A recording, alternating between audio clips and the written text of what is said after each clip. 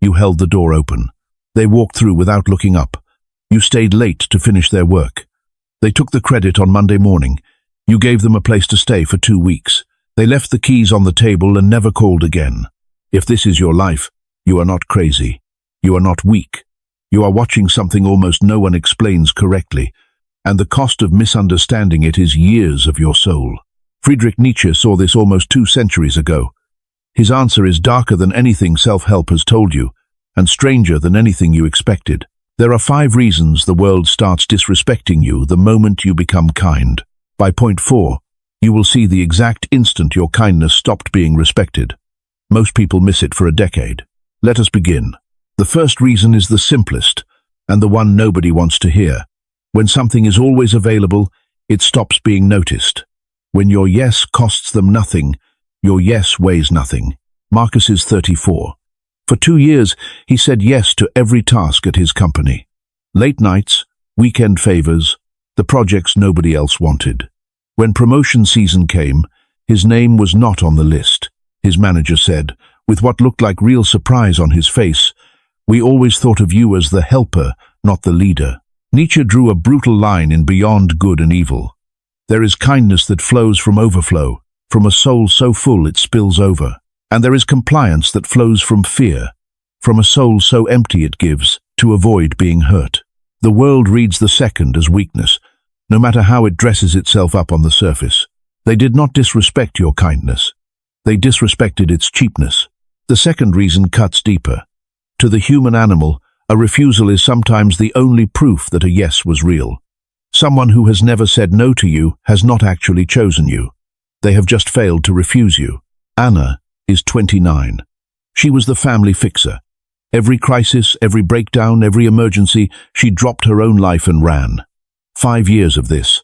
At Thanksgiving dinner, her younger brother called her the family doormat, laughing, in front of everyone. Nobody defended her. They all laughed too. This is not about cruelty. This is biology.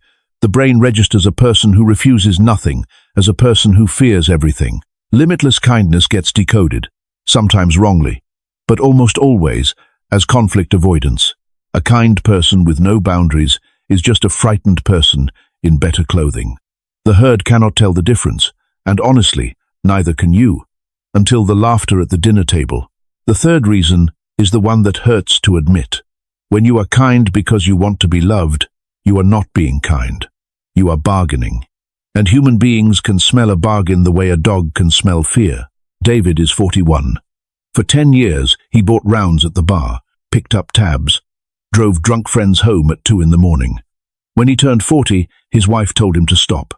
He stopped. The group disappeared in 3 weeks. David was not loved. He was being paid. The kindness was the currency. And the moment the currency stopped flowing, the trade ended. Nietzsche understood this perfectly. The moment you give, in order to receive, you have surrendered the higher ground. You are no longer a free man giving freely. You are a beggar in nicer clothes, asking for love in the form of friendship. And here is the part almost no one sees in themselves. The fourth reason is the cruelest one, and it is pure Nietzsche. He gave it a name: resentment. In On the Genealogy of Morals, Nietzsche described what happens when a weak person encounters a strong one. The weak person cannot match the strength, so they invent a story. The story protects them. It turns their weakness into a virtue, and your strength into a flaw. The person who has never given freely in their own life cannot accept that you have. So they call you naive. They call you stupid. They call you a fool who lets people walk over him. The story protects them from a mirror they cannot stand to look into. Think of the one person who treats you worst when you are at your kindest. Now ask yourself a question. What would it cost them to admit you are good? Too much. So they call your softness foolishness. So they do not have to call their own hardness shame. The fifth reason is the one nobody warns you about, and the one that costs the most years. The moment your kindness became a role you were expected to play, you stopped being a person in their mind. You became a service. And services are not respected. They are used and rated and replaced. Think of the friend everyone calls at midnight for advice but never invites to the wedding. The colleague everyone thanks in private but never quotes in the meeting. The sibling who hosts every Christmas but is never asked what they want. These people are not loved less. They are not even disliked. They are simply no longer seen as people. They are seen as functions. Nietzsche believed a soul stays alive only by remaining unpredictable. The moment you become reliably good, you become invisible as a soul. Your presence has been replaced by your usefulness. And of all five, this is the one almost no one catches, until the years are already gone. Hear me carefully now. The answer is not to become cold. The answer is not to stop being kind. The world has more than enough hardened people. And Nietzsche himself warned, in Beyond Good and Evil, that he who fights with monsters must take care not to become one. The answer is to make your kindness a choice again, not a habit, not a reflex, not a role. Pause before every yes. Let some kindness stay unspoken, because not everything has to be performed. Let some refusals carry love. Give from overflow, never from fear. The snake which cannot shed its skin, Nietzsche wrote, must die. You are not shedding your kindness. You are shedding the frightened skin around it. Kindness is not the problem.